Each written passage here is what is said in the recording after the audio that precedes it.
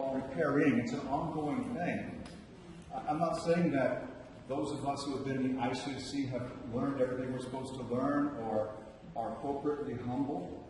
I don't know how I can judge that anymore. I mean, someone asked me, I was in Asia a few weeks ago, and said, so tell us what your blind spots are. I do my blind spots and wouldn't be blind. I don't claim to be objective. Another thing, I wish I had said this in the first part, is we're not trying to imply that people are bad-hearted. We're not trying to pronounce judgment on people's motives. 1 Corinthians 4, Paul says he doesn't even judge his own motives. It's very hard to do. Very rarely is it clear what's going on. I give the benefit of the doubt to my brothers and sisters in the Church of Christ and in the ICOC. I just had to say that. Okay. It's still us. This is being audio recorded, so we wanted to introduce ourselves one more time. Change positions, so maybe we should be over there. I'm Nick Zola. I teach New Testament at Pepperdine University. I'm Douglas Jacoby, and I don't. Long posted. It is indeed. We'll just, for a very quick moment, remind you what we just ended with, and then continue on into this next section.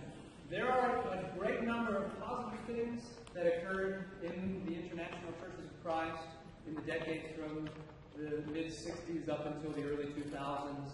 And there are a series of very unhealthy things. And I think it probably is important to say, which we may not have made explicit, that there may well still be unhealthy things occurring in the international church of Christ, as there are unhealthy things that continue to occur in the churches of Christ.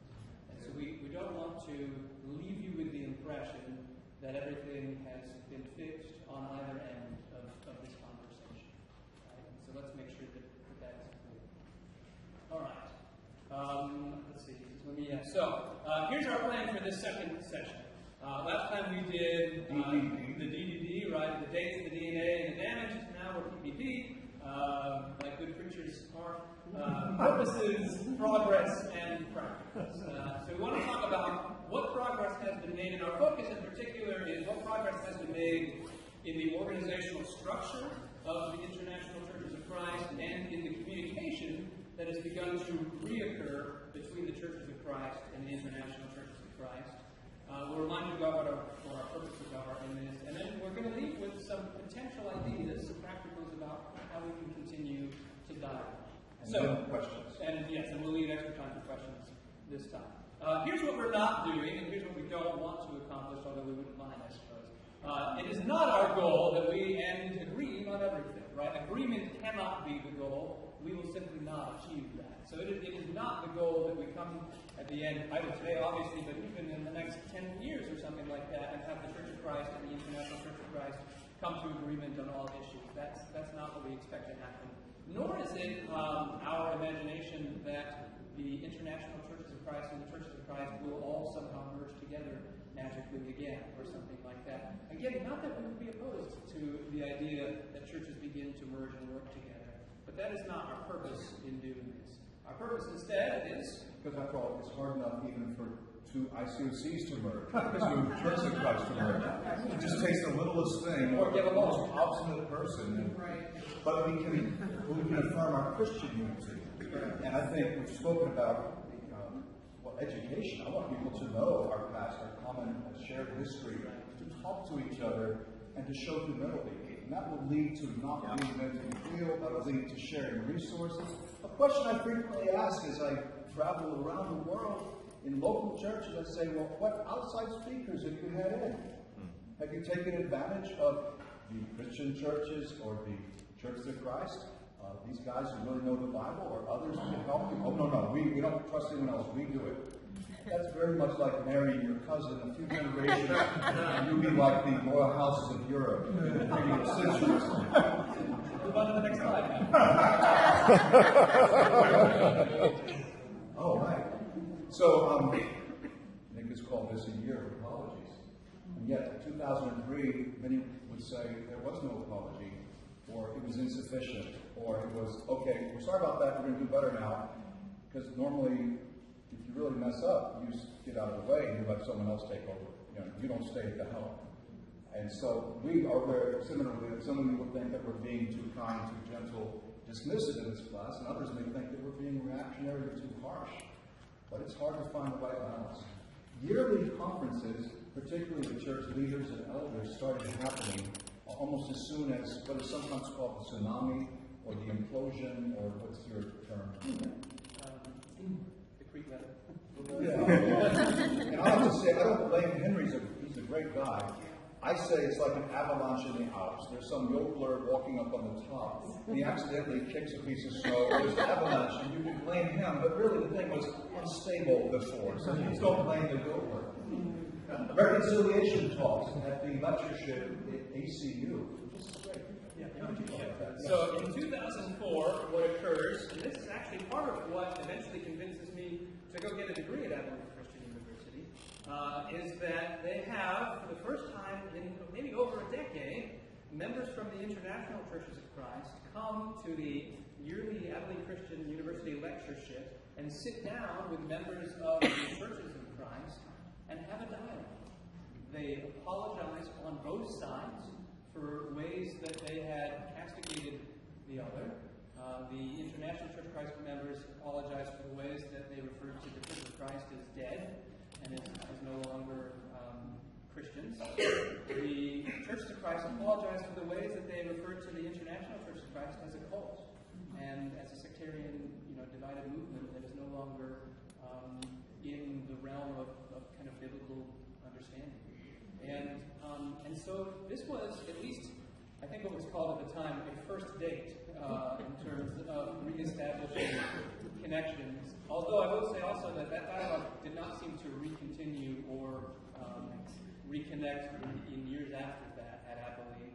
What did happen, though, next is in 2005, at this very lectureship, at that point run by Jerry Rushford hosted another dialogue between Andy Fleming of the International Churches of Christ and Jeff Walling of the Churches of Christ. And I love the title of this, and Doug mentioned this at the beginning. The title that Jerry gave to this is the International Church of Christ and the Church of Christ, Renewing an Interrupted Family Conversation, which is very much in keeping with how both of us have intended this presentation to be. Renewing an interrupted family conversation. That we were part of the same family once, and we broke off, and we have the chance at least to begin talking to each other again. Not that there isn't more to work out. So Andy Fleming is from a Church of Christ background, and Jeff Walling had been at the conference here. I mean, he's such an amazing fellow, so supportive and positive. Jeff loves what's happening in the ICOC. We spent a couple hours together 2 days ago. It was so encouraging. Andy loves the Church of Christ. Now, he's very realistic. He'll say, well, they're not growing, and they are, and that guy's got an attitude and this. But we've got our issues in the ICOC, too.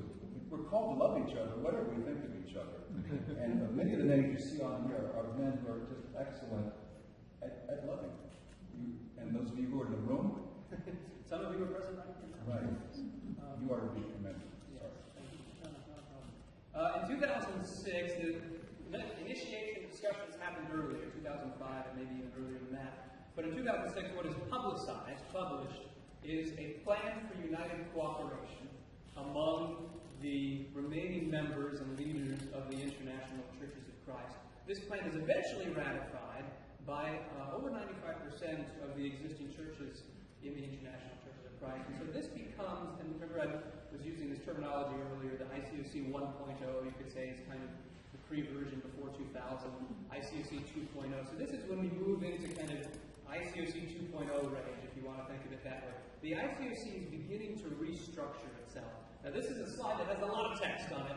I'm not going to go in a great deal of detail on all of this, but I wanted just to run through with you, especially for those of you who are here who are not part of the conversation within the ICOC, about what has happened in the last decade or so. And there are probably people present here who could speak to this far more legitimately than I can, and I acknowledge that.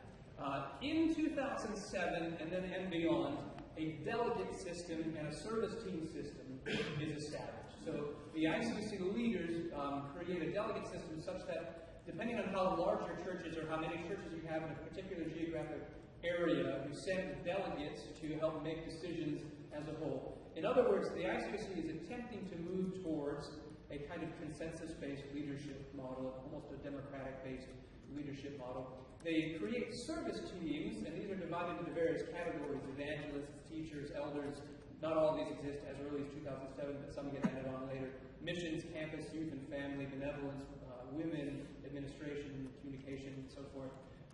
Service teams that have individual leaders within those teams that are tasked with making sure, for instance, in the teaching ministry, that the teaching ministry continues within the larger group of the international churches of Christ. By 2010, that delegate system has been formalized and kind of ratified within the churches that are part of this cooperation agreement and that are voting. And then some key moments. I'm just going to highlight a couple of key areas. In 2012, San Antonio hosted what they called the World Discipleship Summit. I was still living in Texas at the time, so I was able to attend that. Over 17,000 people from the International Churches of Christ attended this, and importantly, it also had people from the Churches of Christ and even from the Christian churches, the independent Christian churches, who were present there as well. And so, in many ways, the Churches of Christ, the International Churches of Christ, are beginning to reach out to their fellow brothers and sisters in the larger Stone-Campbell restoration movement. And this is already happening before that as well, I should say. This is, in a sense, a new watershed moment, you might say, in the International Churches of Christ. This is a point where I think the International Churches of Christ begins to see that they are a group again, that they are growing again to some degree, that they have a unified body of believers in the world, and that unified body of believers wants to work together to cooperate and to rebuild some of what they had and to make it better than it was. Clarification. So the growing again, going from 90,000, growing by about 20,000 to just over 110,000. So that's not, it's small growth in one way, but it's not insignificant. Correct. Yeah. 4 years later, they have a second conference. This time they call it the North American Discipleship Summit because they also have summits in various other countries in the world. But the one in St. Louis, I think, becomes more of a kind of dominating narrative for that particular group of conferences. Again, for instance, Jeff Wally, who we've just mentioned, is a speaker at this conference. Other people, so I was present at this conference as a representative of Lincoln Christian University when I was a professor at Lincoln Christian University. So coming from the Christian churches at that point, representing our university at that conference. And so they are beginning to reach out. The ICOC is beginning to reach out further than it had been in the past. Both of those conferences have relatively positive write-ups that occur in the Christian Chronicle, which is a Church of Christ publication. And so somebody from the Christian Chronicle attends the ICOC conference, is invited personally by Roger Lamb, writes up a report, and it's a fairly positive report. At this point, a global missions report is released in 2016. By this point, the ICOC has now redivided the world into 32 regional families in the sense that these are where the ICOC churches are located. And these are 32 regional families that are now working together and cooperating together for world missions. And then that leads us up to just last year, in 2018, in Panama, a fairly significant vote occurred. The leadership and the delegates and the service teams were envisioning and considering how to structure the International Churches of Christ. One plan that was on the table was more of a global leadership plan, and another was more of a regional leadership plan. The entire plan was referred to as ICOC 3.0, so this is actually internal terminology to some degree. And the vote that occurs eventually focuses more on the regional idea of structure than the global idea of structure. Which involved sharing resources, financial and people. It wouldn't have been a throwback to the old system. Right. But it would have taken us definitely some distance. Yeah, closer, yeah. So again, it's not, there's no hint of returning to a single person leading an entire group of churches or anything like that. But it is telling, I think, that enough members in the ICOC were uncomfortable with a more global plan that they preferred a more regional plan, bringing them closer in line to the way that the churches of Christ tend to structure themselves, although certainly not the same. For instance, there's far more cooperation within the international churches of Christ in terms of missions and benevolence work and so forth that churches of Christ do not generally participate in. So that, you could say, goes from ICOC 2.0 to 3.0 back down to 2.1 is the terminology that I have seen used. And we admit this is simplified, oversimplified. Yes, but you didn't want more detail. Probably not there. You know, in the Restoration movement, this was a hot issue in the 19th century. There were a number of hot issues, but one of them was the cooperation issue. Yeah. If we want to evangelize the world, are we allowed to establish a missionary society, which in essence would be above the church level, or if we do that, are we not on the road to building the Vatican in our own movement? Interestingly, I mean, this is the Restoration movement. On the way here, you walk right past the desk, the pulpit, the preaching pulpit of Alexander Campbell. You didn't notice it, you will on the way out when you get your picture taken there. But this cooperation issue has always been a tough one in the Restoration movement. So, a little excursus. Kip had to step down from leadership for various reasons, ended up moving to Portland. If you can look in the square in the bottom left there. Came to the ICOC meetings, but basically eventually thought, I'm going to start my own thing. Now that's a very abbreviated way of describing it, but it's true. And he decided to call it the International Christian Church. The thing is, we used to be called the ICC, which I thought, you know, it's Interstate Commerce Commission. That's not helpful. Someone added the ON, and then you have the independent Christian churches who are ICC, but now this is called the International Christian Church. So it's been going 10 years or so. They have, I guess they're heading up towards 70 churches. It's around the world. Often they're baptizing people, but they're also reclaiming disaffected members of the ICOC. I think that, unfortunately, the best way to understand and to characterize Kip's new movement is to say that Kip McKean is doing to the ICOC precisely what the ICOC did to the churches of Christ. In other words, during the 80s, when the ICOC began to call out the remnant and to make declarations that the churches of Christ are dead and are no longer growing and in fact are no longer even Christians, and if you want to be part of anything real, you need to come and join us, that is unfortunately precisely what Kip McKean and the international Christian churches are doing to the ICOC now. So history repeats itself. Let me just mention two more things on this screen. In the Crossroads era, as all these young people becoming Christians, and sometimes their elders, their older people are not excited, how do we refer to ourselves?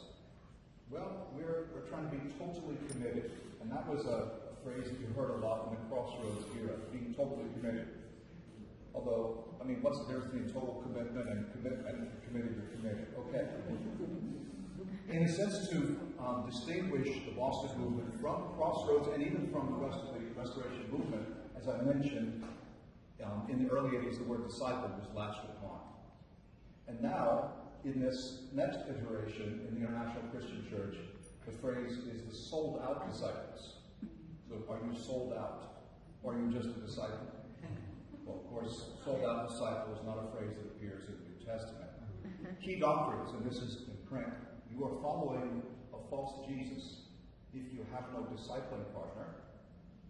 If your church is not led by an evangelist and who must be under the authority of Kip McKean. Now, he wouldn't necessarily say that directly, but your church leader has to be discipled by an evangelist in a different church. And ultimately, that is underneath one person. And third, unless you agree that the Bible says we must evangelize the world in one generation. I think all three of those are highly debatable, but those are the key distinctive doctrines. as I would look at it. Would you add? No, I would agree.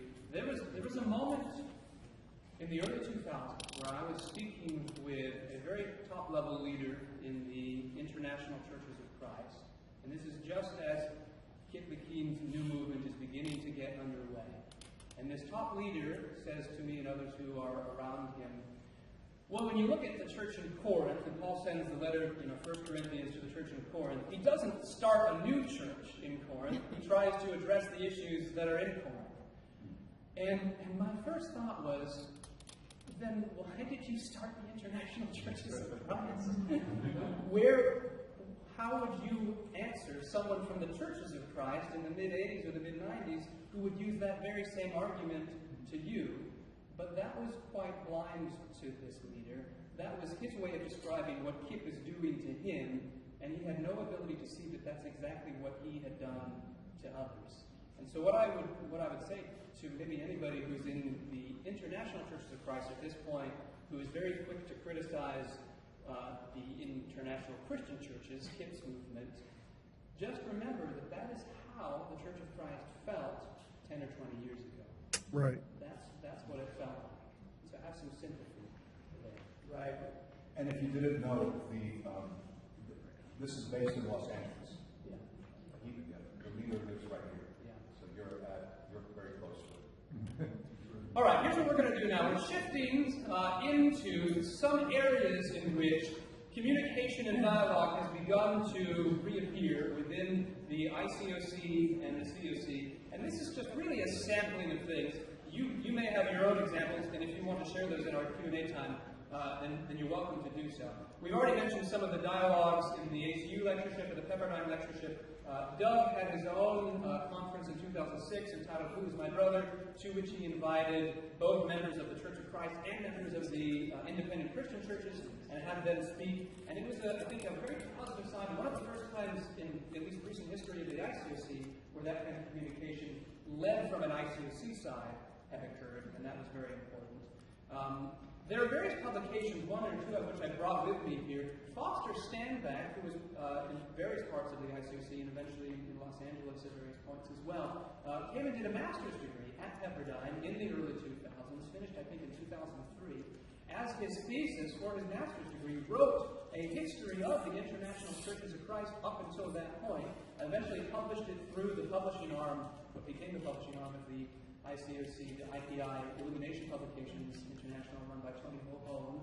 And so that is still accessible. You can still purchase this book, and you can learn a great deal about the history of the ICOC up until at least 2003, when his narrative is cut short. In 2010, John Wilson, who's here present among us, was able to use the periodical of Pepperdine University, Levin Journal, as a venue to help explain what had happened in the International Churches of Christ up until that point, and actually invited several members of the International Churches of Christ to contribute articles. And so the various names here that you'll recognize: John Wilson, Tom Jones, Gordon Ferguson, Steve Staten, Roger Lamb, Steve Brown, Jeannie Shaw, and William Shaw all contributed articles to this 2010, and you can get access to that online now as well. And I already mentioned the positive reviews of the two conferences in 2012 and 2016 in the Church of Christ Christian Chronicle as well. So in other words, dialogue has begun to reform.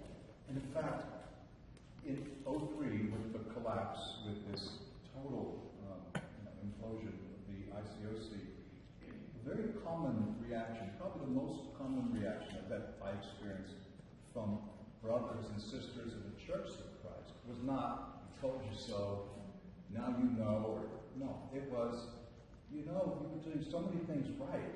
You just changed this or that. But it's like, don't stop. Don't give up your passion. And sometimes they said, don't become like us. Which is an incredibly humble thing to say. And a number of figures in the Church of Christ were very helpful at this time. I mean, I think John Wilson of Pepperdine, in London, helping our brothers and sisters over there, and also in Mexico City, where he's at, with his wife Claudette. I mean, this was a fantastic thing. It wasn't just, well, we'll pray for you, but investing time, building relationships, and most of you won't be aware of that. But, I wish you were. Well, certainly it's progress when there is some training. At the very least, we need biblical training. Jesus gave several years to his apostles, and that's why Peter was able to so masterfully handle the Old Testament on the day of Pentecost. So whether you have to go to seminary or not, that's a different discussion. But I think it's been quite positive. How many leaders from various parts of the ICOC, even before we started getting involved in restoration movement schools.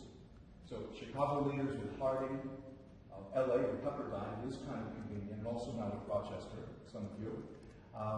ACU, which is convenient if you live in Texas, although if you live 1,000 miles away from it and you're still in Texas, it may not be convenient. The state used to be its own republic. And then Lipscomb University, which is in Nashville, the ones who host the annual Christian Scholars Conference, and Lincoln Christian University, where right now, I've been doing adjunct work there for a while, thanks to Glenn Giles, an elder in Denver who is from the Christian church background, and also Steve Kennard of New York City. A number of undergrads also attend universities in the Church of Christ. And Pepperdine, among others, has a fairly large contingent, between 20 and 30 or so, students who are from the local LA ICOC who are undergraduate students at Pepperdine. And Pepperdine has begun to try to open their arms to these students, I think, and nurture them. And that's another way of fostering communication. We wanted to note that we are actually aware of a handful of churches that have merged together. This is not the rule, this is part of the exception, but it exists. I have personal experience in one. When I lived in Hamburg, Germany in 2007, I went initially to work with the ICOC there, but this was a time, as you know, of severe identity crisis, particularly in the international ICOC churches, where they lost a great deal of United States support. And so this was a church that in many ways was... Financial support. Yeah, financial support, especially.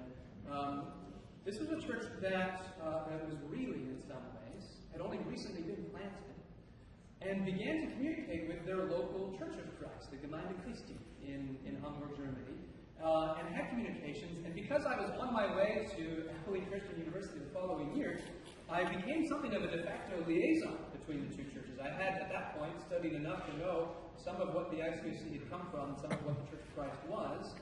And over the course of that year that I lived there, they joined together as a single church, and still are a single church. They have no paid minister. They rotate through who preaches. Various people have moved into Hamburg from both the Church of Christ family of churches and the ICOC family of churches, and have joined in with this church. And it's a church that still continues today. I visited them just a couple of years ago. And so that's, I think, an example of great success. The Munich church in the ICOC and the COC did something very similar much more recently in 2014, where they began to have conversations and then realized they could benefit each other. And I'll say this, there's something, when we're talking about specifically just the ICOC and the Church of Christ, there's a mutual benefit here. The ICOC brings a spiritual fervor that in many cases is lacking in the Church of Christ, a dynamism that is lacking in the Church of Christ. The Church of Christ brings a spiritual maturity and wisdom that in many cases is lacking in the ICOC. Together, they complement each other very well, and they can learn and grow from each other very well. There's something to be said here. And maybe the most interesting example of all of these that is very oddly full circle here is in 2018, and then officially on January 1st of 2019, the Gainesville International Church of Christ and the Gainesville Church of Christ merged into a single church and now meets in the building that initially housed the Crossroads Church of Christ. They've renamed themselves, so they each had their own name. One was, I think, the Gainesville Christian Church, the other was the Campus Church of Christ, I think. And they've renamed themselves as the Campus View Church, and they are one body. And how did that happen? That happened very much in the same way that what's happening now in Los Angeles, that I'll explain to you in a moment. The ministers began having lunch, breakfast, I think, once a week together. Or just members started having breakfast once a week together. And as they did that, they built a relationship, and they realized we are far more the same than we are different. And there are resources that we can share here that can be of value to each of us.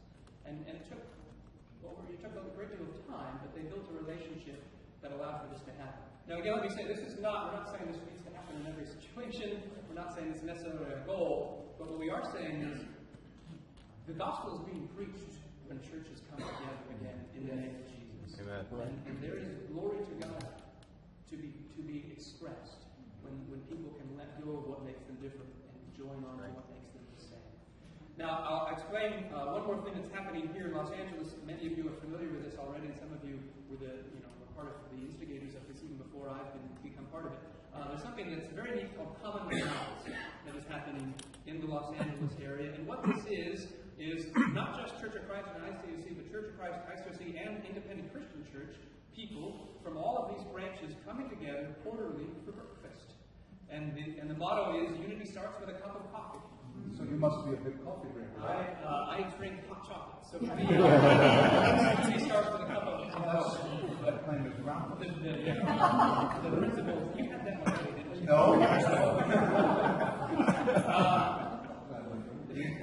And what is beginning to happen here is resources are being shared, right? So this begins as a chapter kind of in the Simi Valley area, and churches in this area, ICOC and Church of Christ, realize we are next door to each other, and we've never communicated with each other. We're next door to each other, and we can begin working together and sharing resources and facilities and so forth with each other. And now there's a second chapter in another part of Los Angeles, and the idea is that anyone can start a chapter anywhere that they want, where they simply want to begin communicating with the other branches of the restoration movement that are near them. And so we encourage that very much. Excellent. Move on to practicals and then give you time for questions. Apologies may have been given, but probably some are still waiting to be heard or need to be given. If we've got the humility, we won't gloss over these things. And we should mention that that goes for both sides. Right? That damage has been done on both sides. And I know from personal experience from having talked to people, there are people who still feel that apologies need to occur. And so that needs to be said. The damage is not done. The damage may yet be ongoing. Second. Yeah. We very much value, you know who's standing in front of you, we very much value continuing education. I teach New Testament, and I will say this, that my initial motivation for seeking a biblical degree, particularly at a Church of Christ university when I was in the Boston Church of Christ, the Boston ICOC, was so that I could give back to my fellowship, so that I could help prevent some of the mess that we had found ourselves into and fallen into that I think could have been avoided because we were so poorly educated. And so what I would highly encourage, and this goes to Church of Christ ministers as well, is that ministers make it their default that it is part of the expectation of the National Church of Christ to have a degree in Bible at some school. I think this will only benefit the ICOC. And as far as I can provide it at Pepperdine, I very much desire to help support that idea. In fact, we are in the religion division of Pepperdine currently working on a remote master's program to help facilitate that idea, to go from city to city and make it more easily available for those ICOC churches that are not near a Church of Christ University or any other Christian university, to make education more accessible to them. So we highly value that. Just as with the Christian churches with Lincoln, we have students all over the world. And a lot of my students that get their MA, they're from the ICOC. Others are Christian Church or Church of Christ or sometimes some of the other denominations. But that continuing education is that's a big deal. As I mentioned before, sharing conference speakers. If I'm going to a conference, I always ask organizers, who are you bringing in who's from like outside your tribe? You know, someone will have fresh eyes and offer something. And I'm very encouraged when that happens. If often it happens, well, no, not only we're not doing that, but we would never do that. It might confuse our people. And fourthly, get to know your neighbors.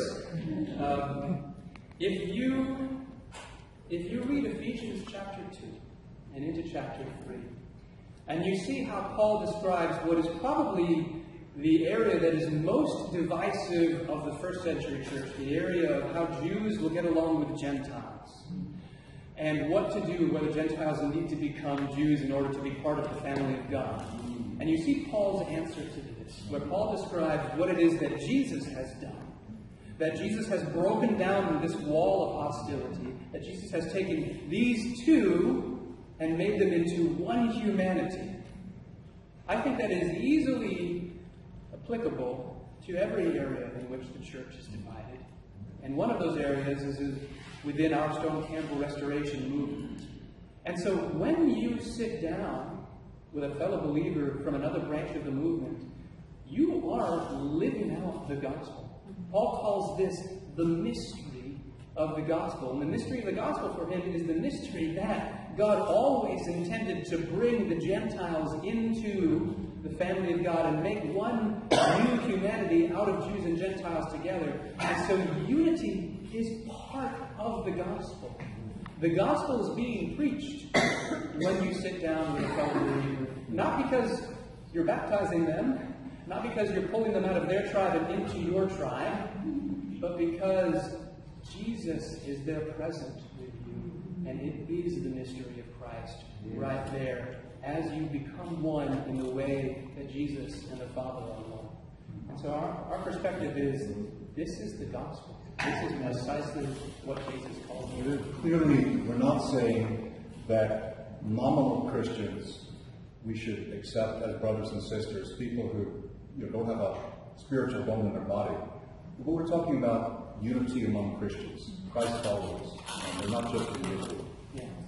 Amen. All right, that comes to an end. We promised that we'd give you time for questions. We have almost 20 minutes. What do we got? 20 minutes. We got 20 minutes of time for questions. I will try to repeat the question so that it is heard by all and also recorded onto our audio. And so let's simply